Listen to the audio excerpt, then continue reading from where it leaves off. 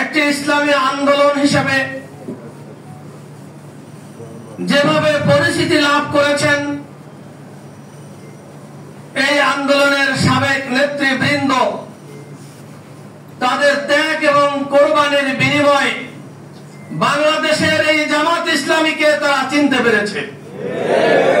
সেই নেতৃবৃন্দদেরকে অন্যায়ভাবে যারা হত্যা করলো, তাদেরকে জীবন দিতে হলো, আমরা তাদেরকে আজকের স্মরণ করছি এবং দোয়া করছি আল্লাহ রাব্বুল আলামিন ওনাদেরকে কবুল শহীদ হিসাবে কবুল করুন। সম্মানিত ভাই এবং বোনেরা, আমি আমার বক্তব্য দীর্ঘায়িত করব না, যেহেতু আমাদের জেলার শুরা নির্বাচন আছে এবং আমাদের এই জেলায় 5টি আসন, সংসদীয় আসন, ঢাকা 1, 2, 3, 19, 20, 5টি আসনের মতামতেরও একটা বিষয় আছে। তো এগুলো কার্যক্রম এখানে আমরা সম্পন্ন করব ইনশাআল্লাহ। আপনারা ধৈর্যের সাথে এই সম্মেলন শেষ করার জন্য আমি অনুরোধ করছি। সম্মানিত ভাই এবং বোনেরা,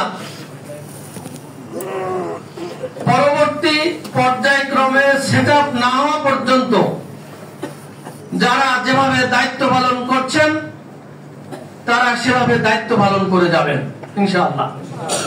আমরা পর্যায়ক্রমে সংগঠনের সকল স্তরেই সেটআপ সম্পন্ন করে যাতে করে নতুন সেশন, নতুন পরিকল্পনা নিয়ে আমরা কাজ শুরু করতে পারি।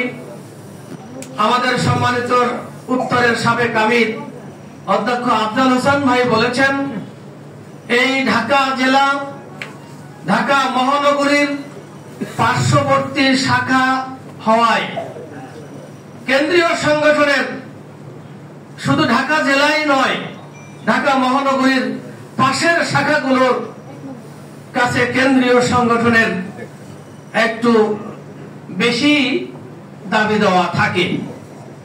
বাংলাদেশের এই রাজধানীকে আন্দোলনের মডেল হিসেবে তৈরি করতে হলে পার্শ্ববর্তী শাখাগুলোকে মজবুত করতে হবে।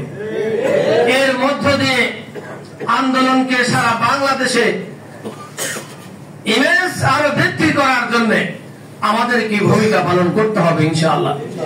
আমরা বিশ্বাস করি ঢাকা মহানগরী, ঢাকা জেলা পার্শ্ববর্তী শাখাগুলো কাছাকাছি যেহেতু থাকে, ঢাকা মহানগরী যেইভাবে পরিকল্পনা নিয়ে সংগঠনকে সম্প্রসারণ মজবুত করার জন্য পরিকল্পনা গ্রহণ করা হয়, আমরা ইনশাআল্লাহ সেইভাবে আমাদের স্বার্থ অনুযায়ী আমাদের যে রোকন সংখ্যা, কর্মী সংগঠন, এগুলোকে সামনে রেখে পরিকল্পনা মাফিক সংগঠন পরিচালনা করতে পারলে আমরা সমান তালে সংগঠনকে সম্প্রসারণ করতে পারবো ইনশাআল্লাহ।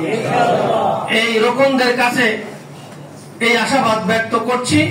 আল্লাহ রাব্বুল আলামিন আমাদেরকে কবুল করুন, আন্দোলনকে কবুল করুন।